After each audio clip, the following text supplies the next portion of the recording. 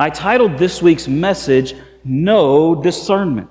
How can we know discernment? Now, there are four major things that I think we need to understand in order to discern correctly. So if you have your sermon listening guides, it will help me be a better communicator of the Word that God has laid on my heart. And we need to start here. To discern correctly, number one, we need to realize it is a spiritual world. 1 John 4:1 says this, "Beloved, do not believe every spirit, but test the spirits to see whether they are from God, for many false prophets have gone out into the world." Now, I start with this one because I say we need to realize that it's a spiritual world because many of us here grew up in a Western culture. And what I mean by a Western culture is our Western culture is all about the natural. We don't often think about the supernatural or the spiritual. You see, when I've traveled to the East and listened to them and paid attention to them, you know what they're talking about often? They say, well, we have to wear this thing to keep away the evil spirits. We have to build this shrine over here to keep that spirit happy. They're constantly thinking about the spiritual realm. But for us, that's not the world that we tend to live in.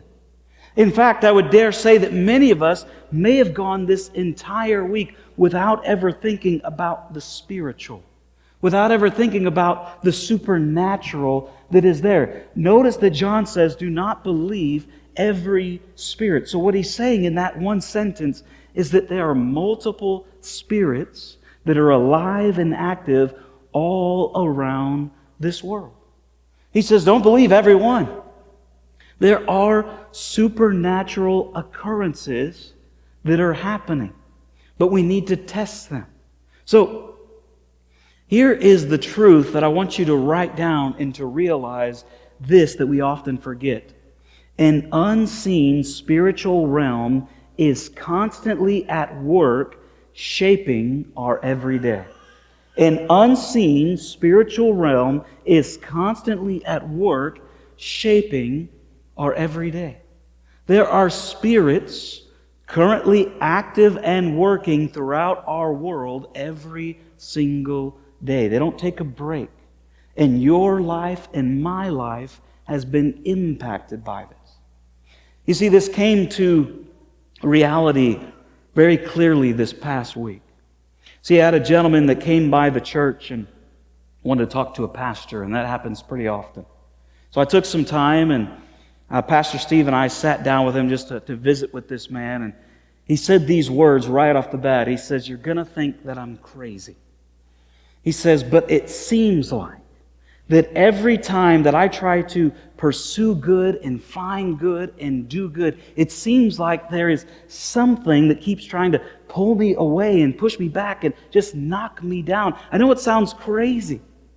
And even stranger, it seems like as I was sitting there in my car, something was telling me I need to go to church. I need to go find a church. And so here I am. Let's talk.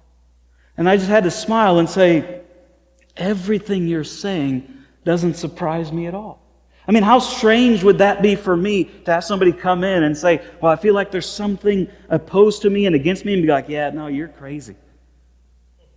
That's just you. You're in your own head. You have this going on. Listen, we believe in the supernatural. We believe in supernatural occurrences, but somewhere over the last 2,000 years, we've become so natural sometimes in our belief, where if I do this, then this happens, and this happens, and this happens, and this happens. What happened to the supernatural? That your life this week was impacted by certain spirits. That there are spirits that are alive and active and around. Now, I'm not saying this to terrify us. I'm not saying this to concern us. I'm saying this to remind us of that simple truth that I feel like in our culture we've often lost. You see, we really, truly do enjoy the supernatural, but we like it at a distance. You see, there's a reason why the Avengers movies made $8 billion. It's a lot of money. Because we like to go watch heroes and watch supernatural things, but we don't like to think about it in regards to our own life. And so John, when writing to the church, is going to nail it and make us understand right from the beginning that there is a supernatural, spiritual world that is happening right here. So he says, listen, beloved, do not believe every spirit.